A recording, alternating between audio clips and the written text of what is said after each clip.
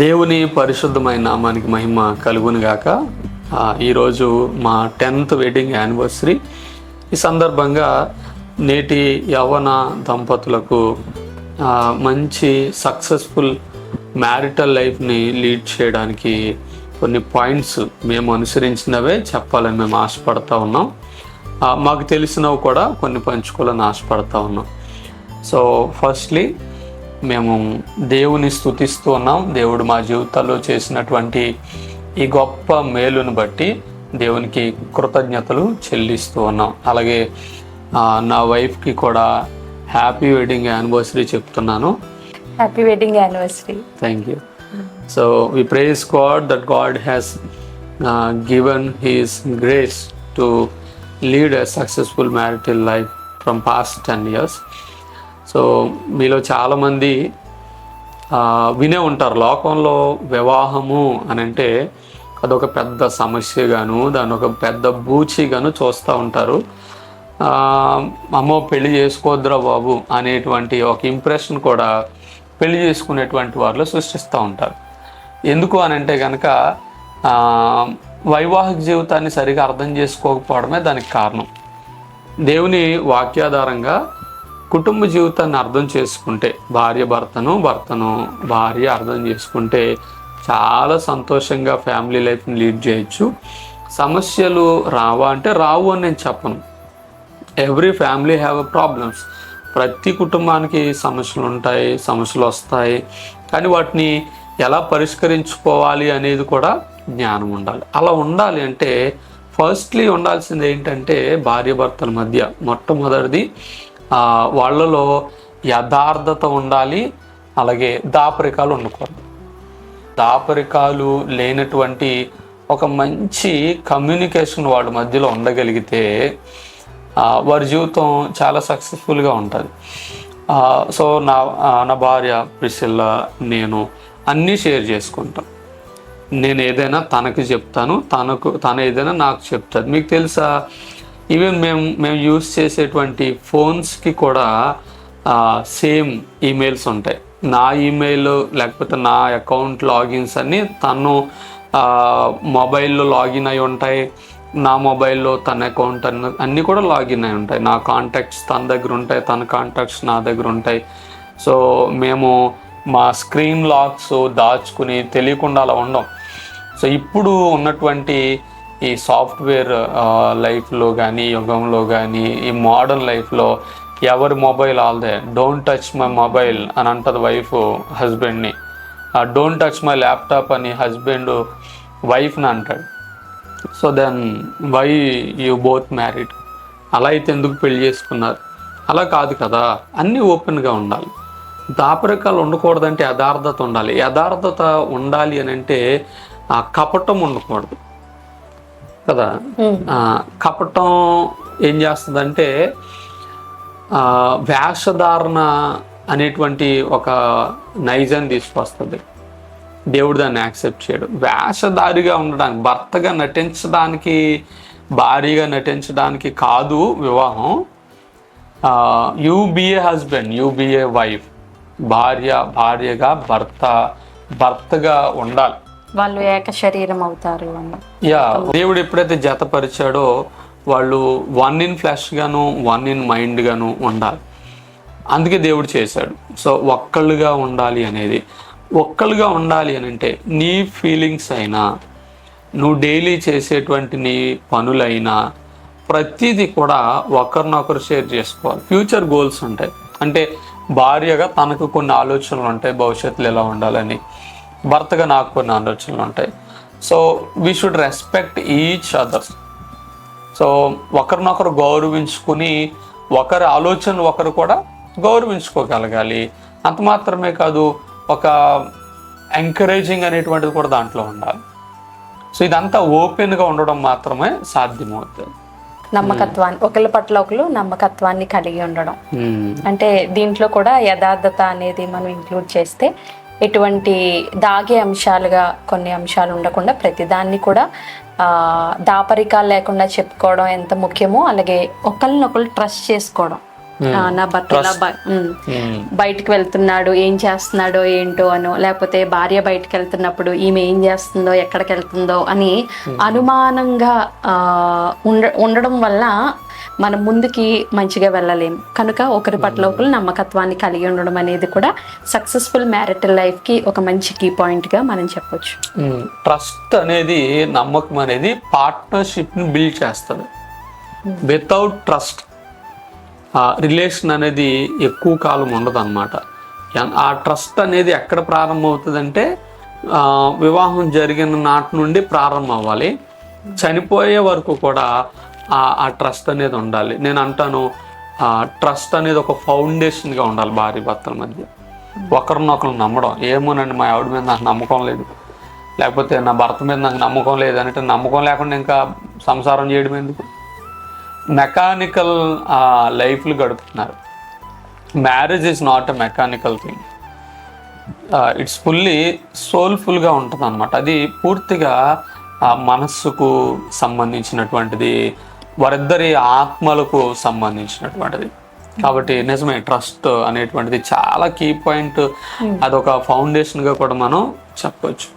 So next third వచ్చేసరికి, ఇందాక మనం చెప్పుకున్నట్టుగా మనుషులలో సమస్యలు ఉండవు అంటే ఉంటాయి, భార్య భర్తల మధ్య కూడా సమస్యలు ఉంటాయి. At the same time human బీయింగ్స్గా మిస్టేక్స్ కూడా మనం చేస్తాం. భార్య అయినా భర్త అయినా తప్పులు చేయడానికి అవకాశం ఉంది. కాబట్టి తప్పులు చేసినప్పుడు ఏం చేయాలి అంటే ఒకరినొకరు క్షమించుకోగలగాలి. దాంట్లో కూడా ఓపెన్నెస్ ఉండాలి. ఓకే, తప్పు చేశాను అంటే, భార్యకి ఇష్టం లేనిది ఏదో చేశాను, లేదా భర్తకి ఇష్టం లేనిది ఏదో సమ్ మిస్టేక్స్ సమ్ టైమ్స్. అప్పుడు భార్య దాన్ని గుర్తించినప్పుడు అడిగింది అనుకోండి, భర్త గుర్తించి అడిగారు అనుకోండి, దాన్ని యాక్సెప్ట్ చేయాలి కానీ దాచుకోకూడదు.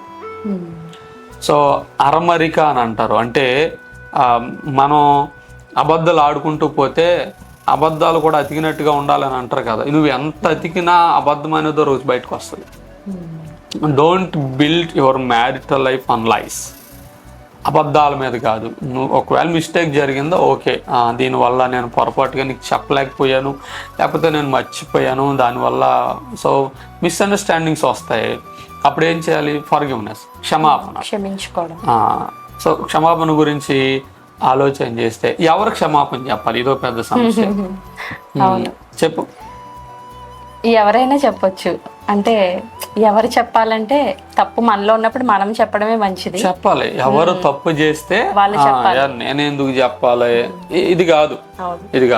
వాస్తవంగా ఈ మిస్టేక్స్ అనేటువంటివి వచ్చినప్పుడు ఈ మనుషుల్లో ఉండేటువంటి ఇంపర్ఫెక్ట్ నేచర్ని అర్థం చేసుకోవాలి. We are not perfect. భార్య అయినా భర్త అయినా కదా. మిస్టర్ పర్ఫెక్ట్ అది అని చెప్తారు లోకంలో, అది impossible. Nobody is perfect. ఎక్కడో చోట ఏదో సమస్య ఉంటుంది. అది భార్యలో ఏమన్నా అలాంటిది ఉంటే నీకు ఇష్టం లేదు నువ్వు గుర్తించి, సో ఇది నువ్వు సరి చేసుకుంటే బాగుంటుందని భార్యకి చెప్పాలి. అలాగే భర్తలో ఉంటే భార్య గుర్తించి నువ్వు సరి చేసుకుంటే బాగుంటుందని చెప్పాలి. సో అలాగా ఇంపర్ఫెక్ట్గా ఉండేటువంటి విషయాల్ని ఒకరికొకరు చెప్పుకుంటూ సరి చేసుకుంటూ మిస్టేక్స్ని క్షమించుకుంటూ ఎప్పుడైతే ముందుకు వెళ్తామో, పాత విషయాలను మర్చిపోతా, దేవుని కృప తోడుగా ఉండి మనల్ని నడిపిస్తుంది. దేవుడు చూడండి, ఆదామును అవ్వను పర్ఫెక్ట్గా దేవుడు సృజించాడు. అంటే వాళ్ళు ఫలించే స్థితిలో ఆదాము అవ్వ సృజించబడ్డారు. దేవుడు పర్ఫెక్ట్ హ్యూమన్ బీయింగ్స్గా వాళ్ళని చేసిన మిస్టేక్ చేశారు, అక్కడ తప్పిపోయారు, వాళ్ళు దేవునికి దూరం అయిపోయారు. కానీ దేవుడు వాళ్ళ పాపం చేసినా కూడా వాళ్ళిద్దరిని సపరేట్ చేయలే. They both are separated from God. వారి పాపము దేవుని నుండి దూరం అయ్యేలా చేసింది, కానీ వారిద్దరిని దూరం చేయలేకపోయింది. వారిద్దరూ కర్స్ని తెచ్చుకున్నారు. గమనించండి, ఎనీ మిస్టేక్ అది ఏ విధమైన తప్పు అయినప్పటికీ కూడా భార్యను భర్తను సపరేట్ చేసేదిగా ఉండకూడదు. సో ఇక్కడే ఈగోస్ వస్తున్నాయి. ఆ ఈగోస్ని బేస్గా చేసుకుని విడిపోతున్నారు. ఎందుకంటే ఇంత డీప్గా ఆలోచించి భార్య భర్తల మధ్య ఉండేటువంటి సంబంధాన్ని చులకం చేసి విడిపోయేంత ఎందుకు తెచ్చుకుంటున్నారంటే క్షమించుకోలేకపోవడం వల్ల. ఏం చెప్తారండి మీరు, ఏం చెప్తారు పాస్టర్ గారు? అంత ఈజీగా ఎలా క్షమించేస్తామండి? ప్రభు మనల్ని ఎంత ఈజీగా క్షమించాడు ఏమండి? మనం ఏం చేసామని ప్రభు మనల్ని క్షమించాడు? ఆయనను బట్టి క్షమించాలి. అది ఎలాంటిదైనా క్షమించి సరిచేయబడేటట్టుగా భార్య భర్త పని చేయాలి. కొరింది పత్రికలో చెప్తాడు కదా, భార్య నడవడి వలన భర్తను, భర్త నడవడి వలన భార్యను రాబట్టాలి. సో వాళ్ళ బిహేవియర్ కానీ లేకపోతే వాళ్ళు చేసేటువంటి పనులు కానీ నీ సాక్ష్య జీవితం, నీ నడవడిక మార్చేదిగా ఉండాలి. కాబట్టి మొట్టమొదటిగా హానెస్ట్గా ఉండాలి అనేది మనం చూస్తాం. రెండోది ట్రస్ట్ ఉండాలి. మూడోది ఫర్గివ్ చేసుకోవాలి, ఒకరినొకరు క్షమించుకోవాలి అనేది మనం చూస్తున్నాం. సో మరొక కీ పాయింట్ మనం చూస్తే క్వాలిటీ టైం. భార్యాభర్తలు ఇద్దరు కూడా స్పెండింగ్ క్వాలిటీ టైం, ఇద్దరు కూడా ఒక విలువైన ఒక మంచి సమయాన్ని ప్రతి దినము గడిపేవారుగా ఉండాలి. అది ఏం చేస్తుందంటే వాళ్ళ మధ్య ఉన్న రిలేషన్షిప్ ని స్ట్రాంగ్ చేస్తుంది. ఈ రిలేషన్షిప్ అనేది ఎప్పుడైతే స్ట్రాంగ్ గా ఉంటుందో అపనమ్మకం కలగడానికి అవకాశం ఉండదు.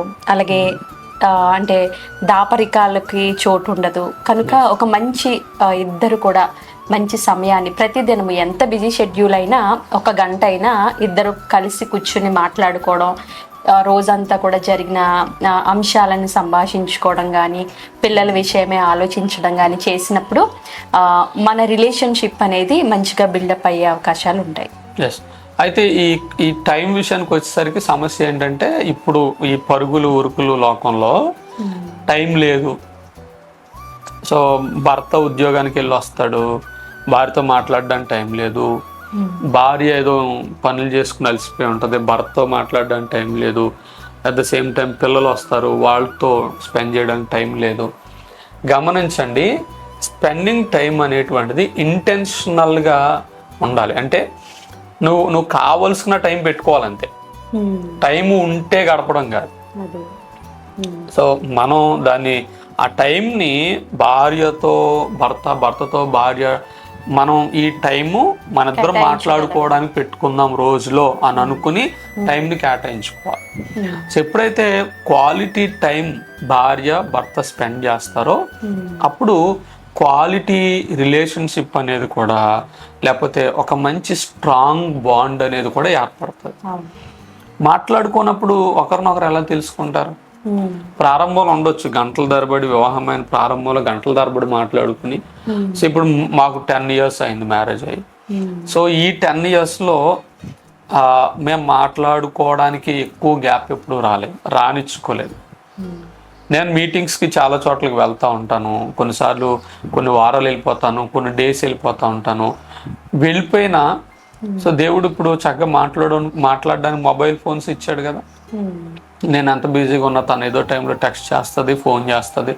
నేను అప్పుడు లిఫ్ట్ చేయకపోవచ్చు, కానీ నేను మిస్డ్ కాల్ చూసుకునో లేదా మెసేజ్ చూసుకునో నాకు టైం ఉన్నప్పుడు వెంటనే మాట్లాడతాను. అది 5 నిమిషాలు కావచ్చు, 10 నిమిషాలు కావచ్చు మనం బిజీగా ఉన్నప్పుడు, కానీ మాట్లాడాలి. ఎక్కువ టైం ఉంటే గంటల తరబడి మాట్లాడుకోవడం కూడా మంచిదే. ఫ్రెండ్స్తో మాట్లాడడానికి టైం ఉంటుంది ఏమండి, రిలేటివ్స్తో మాట్లాడడానికి టైం ఉంటుంది, లేకపోతే ఆఫీసులో కొలీగ్స్తో మాట్లాడుకోవడానికి టైం ఉంటుంది. బట్ భార్యతో భర్తతో, భార్య భర్తలు ఇద్దరు పిల్లలతో, సో చాలా అవసరం. క్వాలిటీ టైం అనేటువంటిది గడపాలి. ఇక నెక్స్ట్ వచ్చేసరికి మిస్టేక్స్ని అక్నాలెడ్జ్ చేస్తూ, నువ్వు ఇలా తప్పు చేసావు కదా అని ఎలా అయితే అడుగుతున్నామో, అట్ ద సేమ్ టైం భార్య కానీ భర్త కానీ వాళ్ళు మంచి చేసినప్పుడు అప్రిషియేట్ చేయడం, అభినందించడం, ఇది చాలా అవసరం. ఎందుకనంటే భార్య అయినా భర్త అయినా నేను మంచి పని చేస్తానని గుర్తించలేదు. మీకు తెలుసా, బయట వాళ్ళు ఎవరు గుర్తించకపోయినా కానీ, భర్తను భార్య గుర్తించకపోయినా, భార్య భర్తను గుర్తించకపోయినా అది చాలా పెయిన్ఫుల్గా ఉంటుంది. అంటే దాన్ని ఎక్కువ పట్టించుకుంటారు కదా. చెప్పు, యూజువల్ గా ఆడవాళ్ళకి ఎలా ఉంటది? ఒక మంచి కర్రీ వండితే, ఒక మంచి కర్రీ కష్టపడి వండిన తర్వాత అందరూ బాగుందంటారు, కానీ హస్బెండ్ ఏం బాగుందిలే అని అనినా, లేకపోతే అసలు దాని గురించి ఎటువంటి ఎక్స్ప్రెషన్ లేకపోయినా భార్యలు చాలా బాధపడుతూ ఉంటారు. అయ్యో మేము ఇంత కష్టపడ్డామే, తగినట్టుగా అభినందన లేదే అని బాధపడుతూ ఉంటారు. అలాగే భర్తలు కూడా వాళ్ళు కష్టపడి ఎంతో భార్య కోసం సంపాదించి తెచ్చి వాళ్ళకి ఇష్టమైనవన్నీ తెచ్చినప్పుడు బాగుంది అనే ఒక మాట చెప్పకపోయినప్పుడు కానీ, లేకపోతే దాని విషయమై కృతజ్ఞతగా థ్యాంక్ఫుల్గా లేనప్పుడు కానీ భర్త కూడా ఫీల్ అవుతూ ఉంటారు. కనుక ఒకరినొకరు అభినందించుకోవడం అనేది కూడా ఒక సక్సెస్ఫుల్ మ్యారిటల్ లైఫ్కి ఒక మంచి కీ పాయింట్గా మనం దీన్ని అనుభవించవచ్చు. అంటే పొగడడం అని అనొచ్చు, అప్రిషియేషన్ అంటే అభినందించడం. చూడండి, కొన్నిసార్లు ఎక్కడికన్నా పార్టీస్కో లేకపోతే ఈవెంట్స్కో వెళ్తూ ఉంటాం. మంచిగా ఒక మంచి కొత్త బట్టలు వేసుకుని రెడీ అవుతారు. ఈరోజు నువ్వు బాగున్నావు అని చెప్పడంలో ఏంటి మగవాళ్ళకున్న సమస్య ఏంటి? ఈరోజు నువ్వు బాగున్నావు అని చెప్పడంలో మగవాళ్ళకున్న సమస్య ఏంటి? లేకపోతే భర్తే కొంచెం మంచిగా రెడీ అయినప్పుడు మీరు బాగున్నారండి అని చెప్పడానికి సమస్య ఏంటి? మేము ఇద్దరైతే చెప్పుకుంటాం, మాకు ఏ సమస్య ఉండదు. సో ఎప్పుడు కొంచెం మంచి బట్టలు వేసుకుని మేము కలిసి ఫొటోస్ దిగుతూ ఉంటాం. సో ఆ షేరింగ్ అనేది ఖచ్చితంగా ఉండాలి. ఒకరినొకరు అప్రిషియేట్ చేసుకోవడం, ఒకరినొకరు ఎంకరేజ్ చేసుకోవడం. సో ఎప్పుడైతే ఉంటుందో అప్పుడు ట్రస్ట్, ఆ బాండ్ ఇవన్నీ కూడా ఇంకా పెరుగుతూ ఉంటాయి. ఎప్పుడైతే ఒకరినొకరు అప్రిషియేట్ చేసుకుంటామో అప్పుడు ఒకరికి సపోర్ట్ కూడా వస్తుంది. సపోర్ట్ అనేది కూడా చాలా ఇంపార్టెంట్. సపోర్ట్ చేయడం అంటే నువ్వు చాలా బిజీగా ఉండి అలసిపోయి ఉన్న టైంలో నీకు భర్త నుండి సహకారం, భార్యకు భర్త నుండి సహకారం, భర్తకు భార్య నుండి సహకారం ఏ పనిలోనైనా. సో యూజువల్గా నేను లాంగ్ డ్రైవ్స్ చేస్తాను. నేను ఎక్కువ డ్రైవింగ్స్ అటు ఇటు వెళ్ళినప్పుడు కొంత అలసిపోతాను. సో తను చూసింది, రీసెంట్గా డ్రైవింగ్ నేర్చుకుంది, ఇంకా నడపట్లేదులే కానీ ఆ ఇంట్రెస్ట్ అవసరం లేదు వాస్తవంగా. కానీ ఏంటంటే కొన్నిసార్లు బిజీగా ఉంటాం, ఓన్గా తను డ్రైవ్ చేసుకుని వెళ్ళగలగాలి. అలాగే సో కిచెన్లో నేను ఉంటాను కొన్నిసార్లు. అంటే తను అలసిపోయో లేకపోతే తను లేనప్పుడు వేరే వాడి మీద ఆధారపడాల్సిన అవసరం లేకుండా నాకు ఏం కావాలో నేను రెడీ చేసుకుంటాను, పాపకి ఏం కావాలో రెడీ చేయగలుగుతాను. అదేం తక్కువ కాదండి. వంటగదిలో భర్త కనిపించడమో లేదా భర్త పనిలో భార్య కనిపించడమో, ఎప్పుడో పూర్వకాలపు ఆలోచనలు అవన్నీ తీసేసుకోవాలి. ఒకరినొకరు కలిసి పని చేయాలి. బైబిల్లో ఉంది కదా, ఉభయులు కలిసి పని చేయడం వల్ల మంచి ఫలితం ఉంటుందని ప్రసంగి గ్రంథంలో ఉంటుంది. కనుక కలిసి పనిచేయడం అనేది, సపోర్ట్ చేసుకోవడం అనేది, అప్రిషియేట్ చేసుకోవడం అనేది కూడా చాలా అవసరమైనటువంటి విషయంగా మనం చూస్తాం. నెక్స్ట్ 6th కీ పాయింట్ వచ్చేసరికి వాల్యూస్ ఉండాలి. అంటే చూడండి, హ్యూమన్ వాల్యూస్ గురించి మనం మాట్లాడుతాం. సాధారణంగా మనుషులు ఎలా ఉండాలి, అలా ఉండాలి అనేటువంటి దాంట్లో భార్యకు ఉండేటువంటి విలువ, భర్తకు ఉండేటువంటి విలువ, నైతికతను బట్టి ఒకరినొకళ్ళు విలువ ఇచ్చుకోవాలి. వాళ్ళ ఒకళ్ళ అభిప్రాయాలు ఒకళ్ళు గౌరవించుకోవాలి. అభిప్రాయాలు మాత్రమే కాదు, భార్యకు భర్త విలువ ఇవ్వాలి. సో ఒక ఆయన చెప్తాడు, ఒక మంచి కామెంటేటర్, బైబిల్లో కూడా ఉంది, భార్యకు భర్త శిరస్సు. సో శిరస్సు అని అన్నప్పుడు దాన్ని అన్నాడు కిరీటము. సో నీ భర్త నీకు కిరీటము అని అన్నప్పుడు నీ భర్తకు నువ్వు వాల్యూ ఇవ్వకపోతే నీకు వాల్యూ లేనట్టు. అలాగే భార్య సొంత శరీరంలా ప్రేమించాలని ఎఫెసీ పత్రికలో భర్తలకు చెప్తాడు. నీ సొంత శరీరం లాంటిది అయి ఉన్నటువంటి భార్యకు నువ్వు విలువ అన్నప్పుడు నీకు విలువ లేనట్టు. సో కాబట్టి విలువ ఒకరినొకరు ఇచ్చుకోవాలి. వాళ్ళ భార్యల్ని భర్తల్ని భార్యలని ఎంత చీప్గా తీసి పడేస్తారో తెలుసా? నలుగురిలో చులకన చేయడం, చిన్న విషయాలు కూడా ఇంట్లోనే తీసి పడేసినట్టుగా మాట్లాడడం. ఏంటి ఆఫ్టర్ ఆల్ నువ్వు కాకపోతే అన్నట్టుగా. అసలు ఆ మాట ఉండకూడదు. భార్య భర్తల మధ్య నువ్వు కాకపోతే, నువ్వు లేకపోతే, ఇక అది వద్దు. అలాంటి మాటలు వద్దు. అవి గాయపరుస్తాయి. వాటి వలన సపరేషన్ వస్తుంది, సంబంధాలు పాడైపోతాయి. కాబట్టి నీ వల్లే, నీ ద్వారానే అయితే మన ఇద్దరం చేయగలుగుతున్నాం అనేది ఉండాలి తప్ప నువ్వేంటి లేకపోతే నువ్వు లేకపోతే ఇంకా నేను బాగా చేయగలుగుతానను ఇలాంటిది ఉండకూడదు. ఒకరినొకరు వాల్యూస్ ఇచ్చుకుని గౌరవించుకుని ఉన్నప్పుడు అది ఎలా ఉండాలంటే ఒక మంచి ఫ్రెండ్షిప్లా ఉండాలి భార్య భర్తలు. ఇంకా చెప్పాలంటే ఫ్రెండ్షిప్కి మించినటువంటిదిగా ఉండాలి. ఎప్పుడైతే అలా ఉండగలుగుతామో ఒక మంచి ఆనందకరమైనటువంటి కుటుంబ జీవితాన్ని గడపగలుగుతాం. సో ఇదంతా ఉండాలంటే లాస్ట్లో ఒక పాయింట్ చెప్తే 7th ఏంటంటే మెచ్యూరిటీ అనేటువంటిది ఉండాలి. సో ఇవాళ అది లేదు. అంటే అందరిలో లేదని నేను చెప్పను, కానీ చాలా మందిలో లేనిది ఏంటంటే మెచ్యూరిటీ లేకపోవడం అనేటువంటి. దేనికి మెచ్యూరిటీ? దేనికైనా కూడా పరిపక్వత అవసరమే. కాపురం చేయడానికి మెచ్యూరిటీ కావాలి, కలిసి జీవించడానికి మెచ్యూరిటీ కావాలి.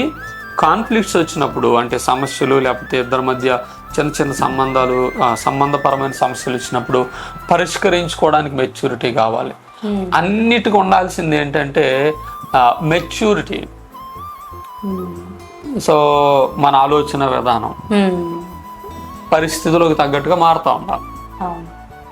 అంటే చూడండి, భార్య భర్తను అర్థం చేసుకోవాలంటే భర్తకు భార్యను అర్థం చేసుకునే మెచ్యూరిటీ ఉండాలి. భార్య భర్తను అర్థం చేసుకోవాలన్నా భర్త భార్యను అర్థం చేసుకోవాలన్నా ఒకరినొకరు అర్థం చేసుకునేంత మెచ్యూరిటీ ఉండాలి. పరిస్థితులకు తగ్గట్టుగా శరీరం మారుతూ ఉంటుంది, ఆరోగ్య పరిస్థితులు కాలానుగుణంగా మారిపోతూ ఉంటాయి.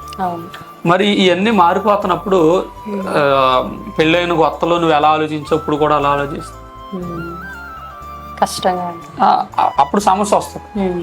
లేదు మ్యారేజ్ అయినప్పుడు అలా అనుకున్నాం కానీ ఇప్పుడు ఎలాగైంది అని అంటే పరిస్థితులు ఎప్పుడు ఒకేలాగా ఉండవు, ఆరోగ్యాలు ఎప్పుడు ఒకేలాగా ఉండవు, ఆర్థిక పరిస్థితులు కూడా ఎప్పుడు ఒకేలాగా ఉండవు, చుట్టూ ఉండేటువంటి వాతావరణం మనుషులు వీళ్ళు కూడా ఎప్పుడు ఒకేలాగా ఉండరు. ప్రతి మార్పును కూడా మనం స్వీకరించగలగాలి. Accepting the changes. అవును, మార్పులు స్వీకరించాలి, అర్థం చేసుకోగలగాలి, మార్పుకు తగినట్టుగా వ్యవహరిస్తూ ఉండాలి ఖచ్చితంగా. చూడండి, యూజువల్గా ఆడవాళ్ళకు ఉండే సమస్య ఏంటంటే వాళ్ళు ఈ హెల్త్ విషయంలో చాలా సఫర్ అవుతూ ఉంటారు. ఈ ప్రెగ్నెన్సీస్ వల్ల కానీ లేకపోతే ఇంట్లో పని ఒత్తిడి వల్ల కానీ వాళ్ళలో కొంచెం చేంజెస్ వస్తూ ఉంటాయి. ఆరోగ్యరీత్యా కలిగే ప్రతి చేంజ్ కూడా వాళ్ళలో మానసికమైనటువంటి మార్పులు కూడా తీసుకొస్తుంది. దాన్ని అర్థం చేసుకోవాలి భర్తలు ఎప్పుడు కూడా. ఎప్పుడైతే అది అర్థం చేసుకుంటారో అప్పుడు భార్యకు వాళ్ళు వేసుకునే మెడిసిన్ కంటే వాళ్ళు తినే ఆహారం కంటే కూడా మనం అర్థం చేసుకుని ఇచ్చే సపోర్టు వాళ్ళకి చాలా మెడిసిన్ కంటే ఎక్కువగా పనిచేస్తూ ఉంటాం. ఆ సపోర్ట్ ఎప్పుడు కూడా ఇవ్వగలగాలి. సో కాబట్టి ఆ మెచ్యూర్డ్ లెవెల్స్ భార్య అయినా భర్తని మెయింటైన్ చేయాలి. భర్త కూడా బయటికి వెళ్ళి కష్టపడి వస్తూ ఉంటాడు. లాస్ట్ మంత్ ఉన్నట్టు ఈ మంత్ ఫైనాన్షియల్ స్టేజ్ అనేది కానీ ఆ స్టేటస్ కానీ ఉండదు. కొన్నిసార్లు కొన్ని ఏవో ఈఎంఐస్ అనో లేకపోతే కొన్నిసార్లు ఏ క్రెడిట్ కార్డ్ బిల్స్ అనో పిల్లల మెయింటెనెన్స్ అనో స్కూల్ ఫీజెస్ అనో ఇవన్నీ భర్తకు కొన్నిసార్లు భార్య కొన్నిసార్లు తెలియకపోవచ్చు. భార్యకు తెలిస్తే తను మళ్ళీ స్ట్రెస్ ఫీల్ అవుతుందని తనలోనే పెట్టుకుని ఆ సమస్యలన్నీ క్యారీ చేస్తూ ఉంటాడు. సో తన మైండ్ బాగాలేదు అని గుర్తించినప్పుడు యాజ్ యూజువల్గా డైలీ లాగా లేడు భర్తను గుర్తించినప్పుడు భార్య వెంటనే వీళ్ళు అడగగలగా ఎందుకు ఏమైంది, సో నీలేదో చేంజ్ కనిపిస్తుంది ఏంటి అన్నప్పుడు షేర్ చేసుకోవాలి. చేసుకుని ఆ మెచ్యూరిటీ భర్త స్థితిని భార్య స్థితిని భర్త అర్థం చేసుకునే ఆ మెచ్యూరిటీ ఉండాలి. ఉన్నప్పుడు ఆటోమేటిక్గా ఒక సంతోషకరమైనటువంటి జీవితాన్ని గడపగలుగుతాడు. సో ఇది అంటే మేము అర్థం చేసుకున్నది, మేము కొన్ని పాటిస్తున్నటువంటి విషయాలు మేము మీకు చెప్పగలిగాం. సో ఇంకా చాలా విషయాలు ఉండొచ్చు, బట్ ఇవి మీకు హెల్ప్ అవుతాయి అనేటువంటి ఉద్దేశంతో దేవుని సేవకులంగా మేము షేర్ చేసుకుంటున్నాం.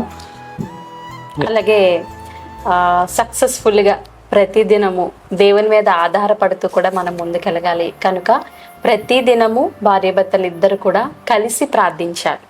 అది కూడా దైవికమైన కోణంలో దేవుడు ఆశించిన విధంగా మనం ముందుకెళ్ళగలం కదా. కలిసి ప్రార్థించడం అనేది కూడా ఒక మంచి కీ పాయింట్గా మనం దీన్ని అనుభవిస్తూ చెప్తూ ఉన్నాం కదా. సమస్యలు లేని వాళ్ళు లేరు, అనారోగ్యాలు ఉన్నాయి, ఎన్నో అనుభవాలు గుండా వెళ్ళినప్పటికీ దేవుడు ఇంకా ఎందుకు ఇలా బలంగా ఉంచగలిగారంటే ఆయనతో సహవసించడం వల్ల, ఆయనతో సహవాసం కలిగి ఉండటం వల్ల. సో నేను ఇప్పుడు చెప్తాను, ప్రతి మన మ్యారేజెస్లో నేను ఇచ్చేటువంటి వర్తమానాల్లో థర్డ్ పర్సన్ని ఎంటర్ అవనివ్వద్దు అని చెప్తా. సో భార్య భర్త అంతే, వారిద్దరితో ప్రభు ఉండాలి, అంతేగాని ఇంకొక వ్యక్తి తల్లి అయినా తండ్రి అయినా అన్నయ్య అయినా అక్క అయినా చెల్లని ఎవ్వరు don't entertain anyone into your family life. So వాళ్ళెవ్వరు వచ్చి మీ జీవితంలోకి తొంగి చూసే రీతిగా మీరు అవకాశం ఇవ్వకూడదు. నాకు ఒక వచనం, అంటే మా నాన్నగారు ఉన్నప్పుడు ప్రతి మ్యారేజ్లో ఈ వచనం చదివేవారు. ఆ వచనం అర్థం చేసుకుంటే నిజమే కదా, ఇలా ఉంటే అందరూ సంతోషంగా ఉంటారు. లోకాసు వార్త 1వ అధ్యాయము 6వ వచనంలో జకర్యా ఎలిజబెత్లు బహుకాలము గడిచిన వృద్ధులయ్యారు అని ఉంటది. వాళ్ళు పాపం పిల్లలు కూడా లేరు అప్పటికి. తర్వాత దేవుడు యోహాన్ను కుమారుడుగా అనుగ్రహించాడు. వాళ్ళ గురించి మాట్లాడుతూ ఇలా రాస్తాడు, వీరిద్దరూ ప్రభు యొక్క సకలమైన ఆజ్ఞలు చొప్పునను న్యాయ విధుల చొప్పునను నిరపరాధులుగా నడుచుకొనుచు దేవుని దృష్టికి నీతిమంతులై ఉండిరి. 7వ వచనంలో వారిద్దరూ బహుకాలము గడిచిన వృద్ధులయ్యిరి అని రాశాడు. 2 చోట్ల కూడా వీరిద్దరు వారిద్దరు అనే మాట ఉపయోగించాడు. ఇంకొకళ్ళు లేరండి. సో ఇంకొకరికి వాళ్ళ అవకాశం ఇవ్వలేదు. సకల విధమైనటువంటి దేవుని ఆజ్ఞలలోనూ దేవుని మర్యాదల్లోనూ చక్కగా నడుచుకున్నారంట. నీతిమంతులై నిరపరాధులై ఉండెను. ఎంత మంచి మాట అండి. నిరపరాధులు దేవుని దృష్టికి, భార్య భర్త. సో మనం అలా ఉండగలమా? బ్లేమ్లెస్నెస్ అనే మాట, బ్లేమ్ వేయడానికి అవకాశం లేని జీవితాన్ని వాళ్ళిద్దరు గడిపారు. అప్పటికి ఈవెందో దే డోంట్ హ్యావ్ చిల్డ్రన్. ఒక మంచి క్వాలిటీ ఫ్యామిలీ లైఫ్ వాళ్ళ మధ్య ఉన్నట్టుగా మనం చూస్తాం. కాబట్టి దేవుడు జ్ఞాపకం చేసుకుని యేసుక్రీస్తు ప్రభు వారికి మార్గం సిద్ధపరిచేటువంటి ఒక యోహాను కుటుంబంలోంచి ఇచ్చాడు. కాబట్టి మన జీవితాల్లో కూడా భార్య భర్తలు ఒక బ్లెస్డ్ వైఫ్ అండ్ హస్బెండ్గా ఉన్నప్పుడు, వారు ఆశీర్వదించబడినటువంటి వారిగా ఉన్నప్పుడు, వారి కుటుంబము దేవుడు వారికి ఇచ్చే పిల్లలు కూడా అంతే ఆశీర్వదించబడినటువంటి వారిగా ఉంటారు. ఇది గేమ్ కాదండి, ఇది గేమ్ కాదు, ఏదో ఆట కాదు, సరదాగా ఆడదాంలే ఎవరు నెగ్గుతారో చూద్దాం అనేది కాదు. సో ఇది కాంపిటీషన్ కూడా కాదు, దీన్ని లైట్గా తీసుకునేది కాదు. ఇది జీవితం, ఇది జీవితం ప్రభువుకి లెక్క అప్పగించవలసినటువంటి జీవితం. ఎందుకంటే ప్రభువును బట్టి ఏక శరీరంగా ఉంటున్నాం మనం. దేవుడు నియమించింది, దేవుడు పెట్టింది. దీన్ని చులకనగా చూడొద్దు, దీన్ని తేలిగ్గా చూడొద్దు. ఉంటే ఉంటుందిలే, పోతే పోతుందిలే అని అనుకోకండి. దేవునికి లెక్క అప్పగించవలసినటువంటి వారమై ఉండి జాగ్రత్తగా కుటుంబ జీవితాలని గడుపుకుందాం, నడిపించుకుందాం. అలా నడిపించుకోవడానికి ప్రభు అందరికీ సహాయం చేసి నడిపించునుగాక. Amen. Thank you very much. So చిన్న ప్రార్థన చేద్దాం. సో మా కుటుంబం కోసం, పరిచర్య కోసం కూడా ప్రార్థన చేయండి. చిన్న ప్రార్థన. మహోన్నతుడా, నీకు స్తోత్రాలు. 10వ వివాహ వార్షికోత్సవం జరుపుకోవడానికి మాకు ఇచ్చిన మీ కృపకే వందనాలు. మమ్మల్ని ప్రేమించి గర్భఫలాన్ని కూడా అనుగ్రహించినందుకు స్తోత్రాలు. నీ పరిచర్యలో ప్రభు ఇంకా నమ్మకంగా ముందుకు సాగే కృప మాకు దయచేయండి. మమ్మలను మీరు నిలబెట్టి నడిపించారు. మేము సంతోషంగా ముందుకు సాగుతూ అనేక సమస్యలను, సవాళ్ళను ఎదుర్కొంటూ ప్రభా మరి ఎంతవరకు వచ్చామంటే అది నీ కృప. మా పట్ల మీరు చూపిన ఈ కార్యము ప్రభా అనేక మందికి ఆశీర్వాదకరంగాను ప్రోత్సాహకరంగా ఉండాలని కొన్ని విషయాలు ప్రభా మరి మేము షేర్ చేసుకున్నాం. మరి ఎంతోమంది యవ్వన దంపతులు ఈ మాటల ద్వారా బలపరచబడినట్లుగా ఈ మాటలను మీరు దీవించి అనేక మందికి ఆశీర్వాదకరంగా ఎంచమని యేసుక్రీస్తు నామములో ప్రార్థించి వేడుకుంటున్నాము తండ్రి. ఆమేన్. థ్యాంక్ యూ అండి. God bless you all.